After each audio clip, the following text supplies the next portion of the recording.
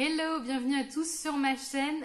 J'en profite pour faire un aparté, pour vous remercier pour les derniers abonnements parce qu'on a passé récemment les 500 abonnés sur ma chaîne. Je l'ai jamais dit, mais moi je cours pas après les abonnés ou quoi que ce soit, mais ça me fait quand même plaisir de voir qu'on est de plus en plus nombreux tout simplement. Et je remarque qu'on est beaucoup plus nombreux sur YouTube que sur Instagram, donc j'en profite pour glisser une petite publicité. N'hésitez pas à aller regarder et à aller vous abonner à mon compte Instagram. J'essaye de faire des efforts pour proposer de jolies photos et mes avis du coup sur mes dernières lectures. Donc n'hésitez pas à aller me rejoindre là-bas, ça me ferait extrêmement plaisir également. Moi je suis là pour vous tourner la vidéo sur mon bilan lecture de l'été. Mais d'abord j'ai envie de savoir comment s'est passé votre été. Est-ce que vous avez eu des vacances? Est-ce que vous avez profité de la plage, etc. Je sais qu'on a eu des conditions très particulières cet été entre la canicule, la sécheresse, les feux. Je pense que ça n'a pas été évident pour tout le monde. Moi, pour le coup, clairement, j'ai eu trop chaud. J'ai finalement assez peu profité parce que, en général, on restait à la maison pour éviter d'avoir trop chaud finalement. Donc, je suis allée une seule fois à la plage. Mais clairement, l'été, c'est pas du tout ma saison préférée. Donc voilà, moi j'ai passé un été assez mitigé, mais je me réjouis de voir la pluie arriver, les feuilles commencer à tomber. Là, je me sens mieux, voyez-vous. Voilà, mais je suis curieuse de savoir comment s'est passé votre été de votre côté, donc n'hésitez pas à me le dire. Par contre, je suis assez contente parce que j'ai fait des très bonnes lectures sur juillet et août et du coup, je vais commencer tout de suite. J'ai commencé le mois de juillet par ma lecture de Lux de Jennifer L. Armentrout, le premier tome, et c'est ma première lecture de cette autrice et comment vous dire que j'ai adoré. Alors le tome 1, je lui ai mis un 4,5 sur 5, mais c'était vraiment une super chouette découverte. Alors pour tous ceux qui ne connaissent pas comme moi il y a encore quelques temps, ici on va suivre Cathy qui déménage et qui va se retrouver dans une petite ville paumée de Virginie occidentale où elle va faire la rencontre de son voisin Damon qui est vraiment très bizarre.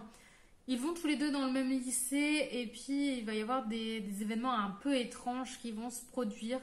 On est sur une romance paranormale, voilà, je ne veux pas de dessin, il va bien se passer un petit truc entre les deux, mais c'était vraiment super chouette. Il y a des clichés du young adulte et des codes de ce genre-là, mais ça faisait du bien de lire un livre où les pages se tournent à une vitesse folle, de ne pas avoir vraiment beaucoup besoin de réfléchir sur un univers très complexe. L'écriture, elle est vraiment très fluide et très addictive et il y a plein de retournements de situations qui fait qu'on a envie d'y retourner. Moi quand je posais le livre, je m'arrêtais à la fin d'un chapitre, j'avais qu'une envie, c'était de savoir la suite. Donc pour moi ça c'est un roman qui fonctionne. Mon seul bémol c'est sur le personnage de Damon qui m'a vraiment agacée dans ce début d'histoire. J'avais envie de le foutre des baffes clairement. J'ai détesté son comportement avec Cathy, mais ça s'arrange par la suite donc je lui pardonne. Enfin non, je dirais pas que je lui pardonne, mais ça passe. Et du coup, ce livre, je sais pas si je l'ai dit, j'ai mis un 4,5 sur 5. Ensuite, j'ai terminé une lecture audio. Du coup, c'était le tome 2 de Adopted Love de Gaia Alexia. Donc, j'avais lu le tome 1 le mois précédent. Le tome 1, j'avais mis 3 sur 5. Pour moi, le 2 vaut la même chose, 3 sur 5. C'était une lecture en demi-teinte parce que j'ai détesté le quiproquo qui régit toute l'histoire. Je déteste ce genre de quiproquo là où en fait il suffisait qu'Elena dise quelque chose et toute l'histoire du 2 n'existait pas en fait. Donc j'ai vraiment détesté. Je n'aime pas quand les personnages n'arrivent pas à communiquer, mais même dans la vraie vie en fait je déteste les quiproquos alors que vous avez juste 2 mots à dire pour régler la situation. Enfin bref, j'ai pas trop compris. J'ai trouvé Elena très égoïste parce que du coup il se passe plein de choses par rapport au fait qu'elle ne parle pas, qu'elle ne s'exprime pas et pour Tigane la vie est compliquée. J'essaye de pas vous spoiler. En fait je l'ai vraiment trouvé très égoïste et du coup j'ai trouvé que la fin était bâclée parce que j'ai appris après que l'histoire devait s'arrêter à la fin du tome 2 et je trouve qu'elle laisse plein de questions en suspens. Et elle arrive trop vite en fait, j'ai pas compris cette fin, mais voilà, ça reste une lecture mitigée. Je pense que si vous aimez le new adulte et que vous avez plus l'habitude que moi d'en lire, ça vous plaira. Mais il faut savoir qu'il y a des choses aussi problématiques dans cette saga, mais je vous en reparlerai tout à l'heure avec le tome 3. Ensuite, une lecture que j'ai beaucoup plus appréciée, Le Dernier Né de Noémie Bourgois, qui est un livre auto-édité, mais qui est super joli. Alors, le seul truc qui me dérange, c'est que la couverture, elle est soft touch et qu'elle est noire, donc il y a beaucoup de traces, mais c'est pas grave. Le contenu est vraiment génialissime. Le Dernier Né, c'est de la dystopie où en fait on est dans une société futuriste où les adultes sont stériles ou rendus stériles, je ne sais plus très bien. Quoi qu'il en soit, si un couple veut des enfants, il est obligé de faire appel à une mère porteuse. Et les mères porteuses, elles vivent toutes dans un endroit dédié qui s'appelle la prolificité, où en fait on manipule un petit peu la génétique pour produire des enfants le plus parfait possible. Chaque enfant à la naissance reçoit une note et les couples les plus riches vont recevoir les enfants avec les meilleures notes, et vous voyez un petit peu le principe. Donc on est carrément dans une vibe à La Servante écarlate. On retrouve un petit peu des sujets de cette série-là et de ce roman, mais j'ai pas lu le roman, donc je me réfère à la série. Et du coup, dans cette histoire, on va suivre en particulier Inaya, qui est une jeune porteuse, et Lucas, qui est le dernier né. Et le dernier né, c'est en fait la dernière personne de cette société-là, qui est née d'un amour véritable. Du coup, il est un petit peu différent des autres personnes qui sont très belles, très intelligentes, etc. Lui, c'est un humain, ce qu'il y a de plus humain. Et du coup, on va suivre leur histoire à tous les deux qui s'entrecroisent. Donc, je vous en dis pas plus, mais c'était vraiment chouette à lire. D'autant plus que ça fait écho à des choses qui se passent dans le monde actuel. Je pense au recul sur le droit à l'avortement dans certaines régions des États-Unis. Donc c'est le genre de livre qui amène vraiment à réfléchir sur ça. C'est très bête, mais j'ai aussi apprécié le fait que les personnages principaux soient des adultes, des véritables adultes. Et ça fait du bien quand on est habitué à lire du young adulte ou ce genre de choses où on a parfois des jeunes adultes avec des comportements pas très réfléchis. Là, on est vraiment sur des adultes qui ont des comportements logiques, qui réfléchissent. Enfin, voilà, ça m'a apporté un petit peu de légèreté dans cette histoire sombre. Ça m'a fait vraiment du bien. L'intrigue, elle est super bien ficelée du début à la fin. Il y a beaucoup de rebondissements, beaucoup d'action dans cette histoire aussi. Pour résumer, du coup, je dirais que c'était un roman palpitant, mais qui fait pas mal réfléchir sur les conditions de la femme, sur l'évolution de la société aussi. Enfin bref, vraiment tenter l'expérience de ce livre, mais je l'ai trouvé génial. Je sais plus du tout si j'ai dit la note que je lui ai mis, mais je lui ai mis 4,5 sur 5. Franchement, il me manquait pas grand chose pour être à ça du coup de cœur. Je pense que ce qui me manquerait, c'est un petit peu le développement de la fin sur comment cette société réussit à s'en sortir, etc. Mais sinon, c'était vraiment un sans faute.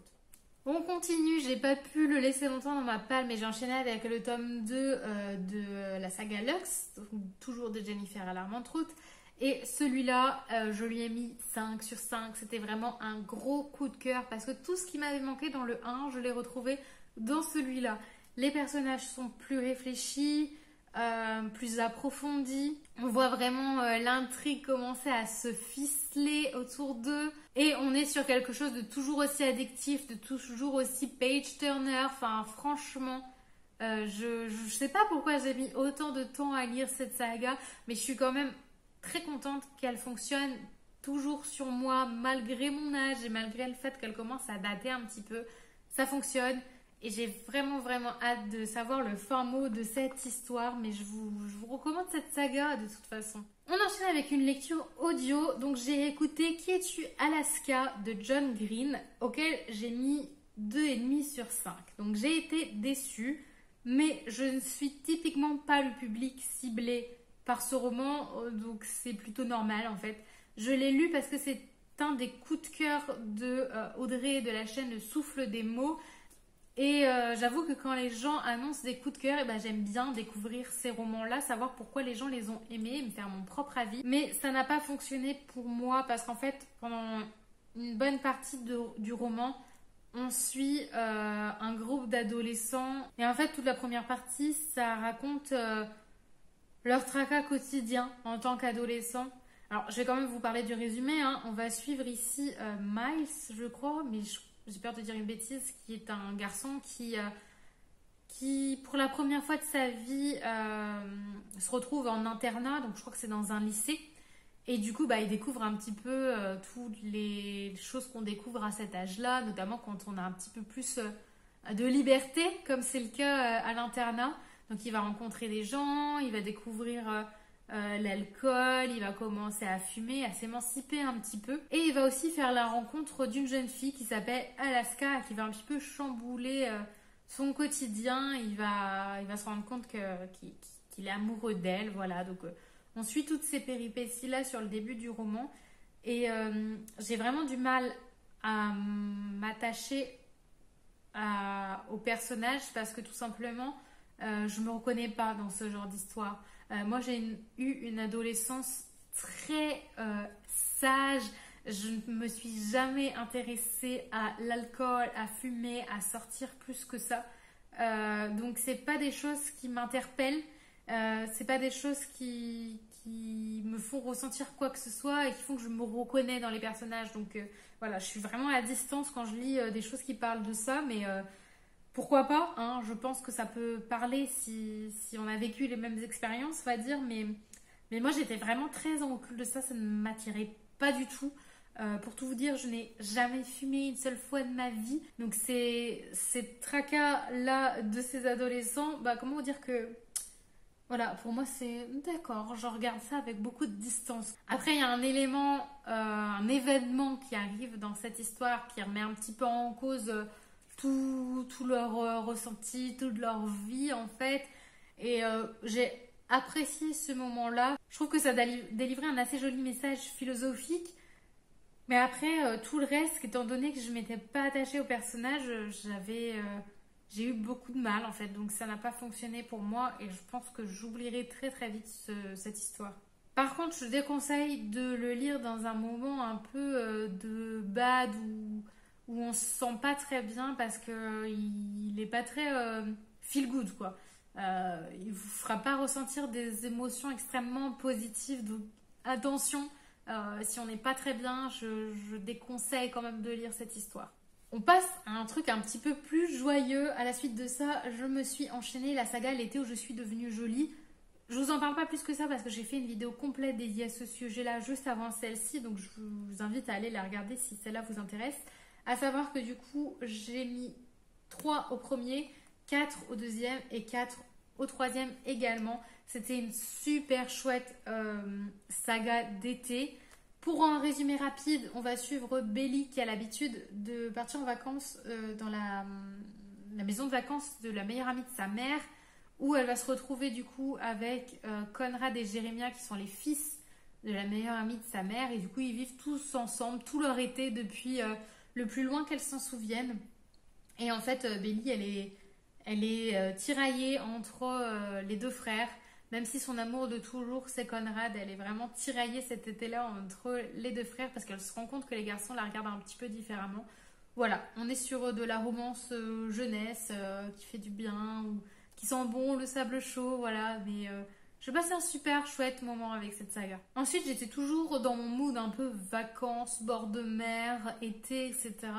Donc, j'ai décidé de me lancer dans la saga 4 filles et un jean en audio que j'ai goûté sur Nextory. C'était plutôt une relecture parce que du coup, ce livre-là, je l'ai lu, je sais pas, j'avais 13-14 ans, donc ça fait presque 15 ans quoi, que je l'ai lu pour la première fois. Mais c'était génial, j'ai vraiment adoré. En plus, la narratrice rend vraiment l'histoire incroyable. Il y a des effets sonores aussi dans le premier tome qui font que c'était vraiment super chouette. Mais j'étais très très surprise de me rendre compte que je me souvenais en fait de la majorité de l'histoire 15 ans après. Ça a tellement marqué mon adolescence à l'époque, cette histoire, je l'ai vraiment tellement adorée qu'en fait je m'en souviens encore aujourd'hui et ça m'a fait un bien fou de me replonger dedans. C'est vraiment une histoire d'été par excellence. Pour vous faire le résumé, du coup ici on va suivre 4 filles, comme son nom l'indique, dont l'une va acheter un jean dans une friperie et en fait elle va le ramener chez elle, elle va pas trop y faire attention, elle va le jeter dans un coin. Et puis un jour où du coup ces 3 autres amies sont réunies chez elle, bah, elles vont décider de toutes essayer le jean. Et même si elles ont toutes des morphologies différentes, et ben le jean il va parfaitement à chacune d'entre elles. Donc elles estiment que c'est un jean magique et elles décident du coup de se l'envoyer pendant tout l'été parce qu'elles sont séparées pendant l'été. Elles vont chacune de leur côté, soit dans une famille, soit dans des camps pour faire du sport, etc. Donc elles décident de garder le lien, de s'envoyer des lettres et de s'envoyer le jean à tour de rôle parce qu'elles pensent que le jean leur porte chance, etc. Donc voilà, c'est vraiment un périple. On suit encore une fois des tracas adolescents, mais c'est voilà, pour moi c'est une petite Madeleine de Proust et j'ai vraiment aimé retrouver ces filles-là dans leur été. Par contre, je trouve que ça a vraiment pas trop mal vieilli et que ça peut être lu par des adolescentes d'aujourd'hui sans problème. Donc je recommande vivement cette lecture à des jeunes filles entre 12 et 15 ans parce que je pense que ça leur parlera grandement. Donc si vous avez des nièces, des filles, voilà, des jeunes filles dans votre entourage et que vous voulez leur conseiller une lecture, franchement, 4 filles un jean, c'est vraiment une institution, quoi. Allez-y, les yeux fermés. Et du coup, j'ai continué avec le tome 2, qui est un peu plus court et un peu plus mature. Du coup, là, on suit les 4 filles. L'été suivant, elles ont tout un petit peu mûri, elles ont des problématiques différentes et on va suivre leur évolution tout simplement. C'était un tout petit peu moins bon pour le coup. Celui-là, je lui ai mis 3,5 alors que l'autre, j'avais mis 4 sur 5. Mais j'ai vraiment adoré. S'il y avait eu la suite des tomes, parce qu'il y en a 4 principaux et un dernier, j'aurais continué, mais malheureusement, je ne les ai pas trouvés en audio. Donc voilà, je suis passée à autre chose, mais j'ai vraiment apprécié ce moment-là à réécouter 4 filles et un jean. Ensuite, toujours en audio, j'ai donc écouté le dernier tome de Adopted Love de Gaïa Alexia, auquel j'ai mis 2,5 sur 5. J'ai fini assez déçue, encore une fois, par ce tome où je trouvais qu'il y avait beaucoup de longueur, je me suis ennuyée pas mal. Il me manque toujours des réponses aux questions que je me suis posées au début de la saga. Notamment, j'aurais aimé avoir une explication sur l'histoire de la variation de poids d'Elena. On se rend compte qu'elle a des troubles du comportement alimentaire. À aucun moment on en parle vraiment et ça me gêne de laisser ce genre de choses dans un roman sans explication. Et il y a aussi plusieurs points qui m'ont dérangée. Quand on est sur les passages avec Tig, il est très vulgaire, très macho, son comportement avec Elena, et il laisse parfois à désirer quand même, je trouve. Après, ce qui m'a aussi dérangée, notamment dans ce tome 3, c'est la transformation de Sally. Sally qui devient la meilleure amie d'Elena, qui est gothique, et pour que un des personnages tombe amoureux d'elle et l'aime vraiment et ose sortir avec elle, Elena décide de la transformer en personne lambda. Donc elle lui fait un relooking en gros et elle lui dit comme ça tu es jolie et tout, comme si une personne gothique ne pouvait pas être considérée comme jolie, comme si avoir un look particulier ou voilà un look spécifique faisait de nous des personnes pas jolies ou voilà, ça m'a vraiment dérangé cette partie-là. Et même je trouvais que du coup Sally elle dit ah oui, je me sens beaucoup mieux, je me sens plus belle, beaucoup plus épanouie et tout, mais à quel moment je pense que si tu décides d'opter pour un style particulier, c'est que tu te sens bien comme ça et que tu t'en fous du jugement et du regard des autres. Et là, tout ce que ça dépeint, c'est que voilà, c'est les gens qui sont comme ça, ils sont bizarres, ils sont mal dans leur peau, etc. Non, on a tous nos différences et il faut les accepter telles quelles et chaque personne est très bien comme elle est. Donc il faut arrêter de faire croire aux gens qu'il faut les changer pour qu'ils soient validés par d'autres.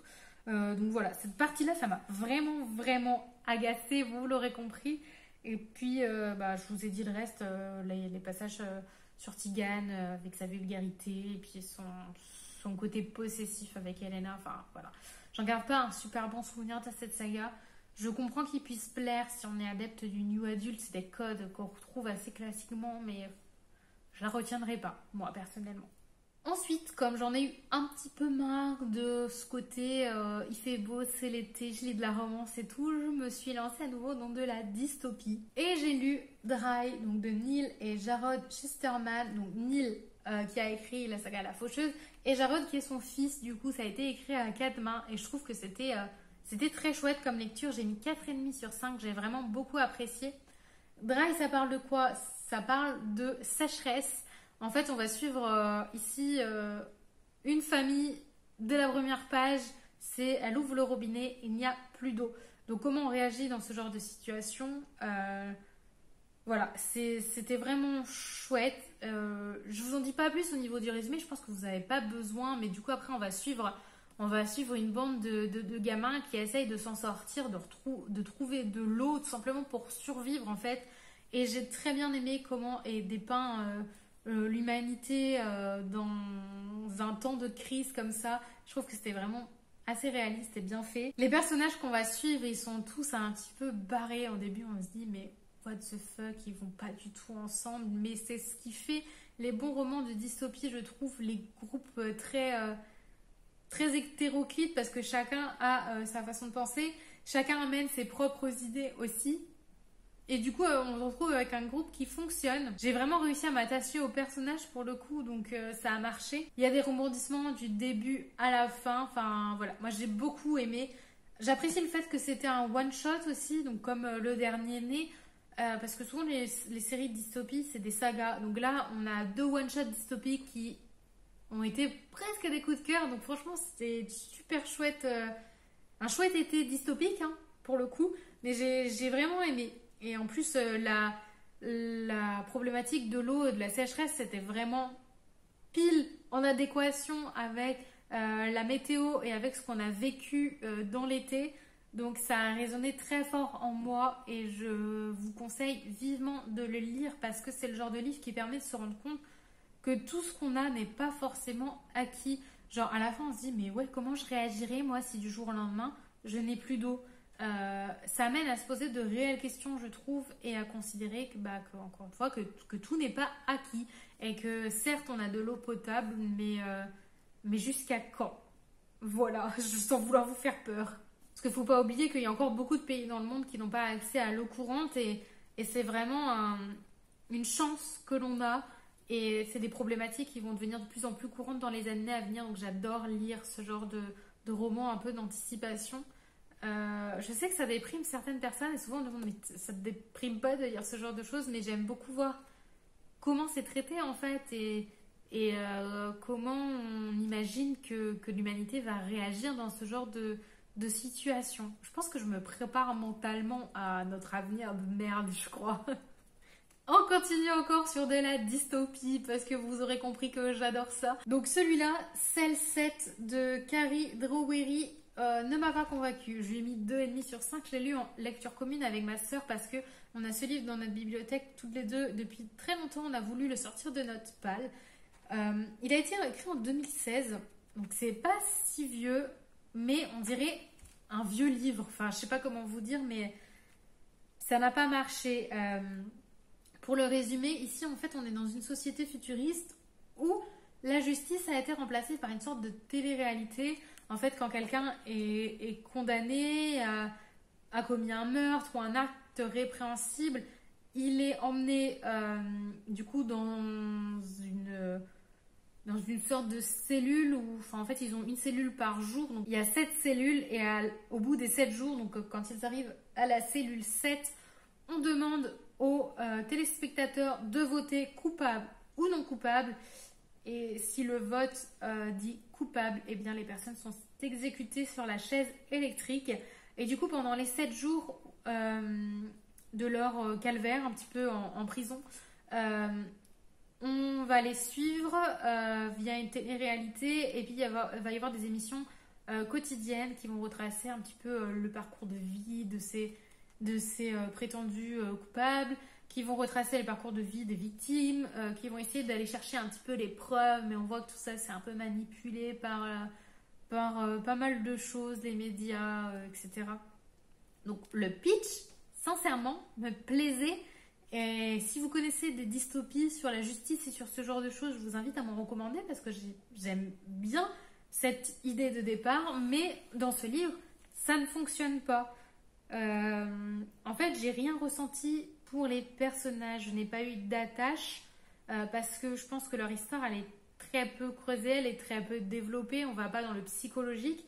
Et puis il y a aussi qu'il y a beaucoup de répétitions. En fait, Martha, la personnage principale qui est interpellée, entre la cellule 1 et la cellule 6, donc entre le jour 1 et 6, elle rabâche tout le temps la même chose et c'est très chiant, enfin ça amène beaucoup de longueur du coup dans l'histoire. Je pense qu'il m'a manqué aussi beaucoup de détails sur l'univers parce qu'on nous parle d'une dystopie où voilà, la justice a été remplacée, mais la question qu'on se pose c'est pourquoi, qu'est-ce qui s'est passé, pourquoi on arrive à un tel système, et moi j'aurais eu besoin d'en savoir plus pour apprécier ma lecture, je pense. Je me suis beaucoup ennuyée. La fin n'était pas époustouflante et je ne lirai pas la suite. Pour autant, c'est vrai que l'auteur a voulu faire passer un message sur l'importance de la justice, etc., qui était assez remarquable, il faut l'avouer. Et enfin, dernier livre de mon été, j'ai lu le tome 3 de Lux. Vous avez compris mon amour pour cette saga, je pense. Je ne vais pas vous le répéter, mais encore une fois, j'ai adoré. Je l'ai terminé hier, du coup, 31 août, pour coller dans mes lectures. Et je lui ai mis 4 sur 5 celui-là, donc un tout petit peu moins bon que les deux précédents, parce que pour moi c'est clairement un tome de transition. On a beaucoup plus pas de longueur, parce que franchement c'était quand même intéressant, mais il y a peu d'action dans ce livre. Elle arrive à la fin, l'autrice prend plus le temps de développer, j'ai l'impression, les personnages et les relations entre eux, ce qui n'est pas une mauvaise chose pour le coup, mais du coup il est un petit peu moins riche en rebondissements, je pense, que les précédents. Ça reste une super lecture. Je suis très très intriguée par la suite parce que la fin, voilà, c'est pas possible de terminer un livre comme ça. Donc le 4 ne restera pas très longtemps dans ma palle. Mais voilà, pour l'instant, j'ai vraiment aimé chacun des tomes. Donc ça sera pour moi, je pense, une saga valeur sûre. Une saga coup de cœur, je pense, parce que c'est rare d'apprécier autant. Déjà 3 romans pour le coup sur 5, c'est pas mal. Donc j'ai hâte de voir ce que nous réserve la suite de cette histoire. Mais vous aurez compris, je l'adore et je ne peux que vous la recommander si vous aimez les romances paranormales. Voilà pour moi, on a fait le tour sur mes lectures de l'été. Quelles ont été les vôtres? Est-ce que vous avez lu certains des livres que je vous ai présentés? N'hésitez pas à me dire tout ça en commentaire. Et puis moi je vous dis à très bientôt pour une prochaine vidéo. Bye!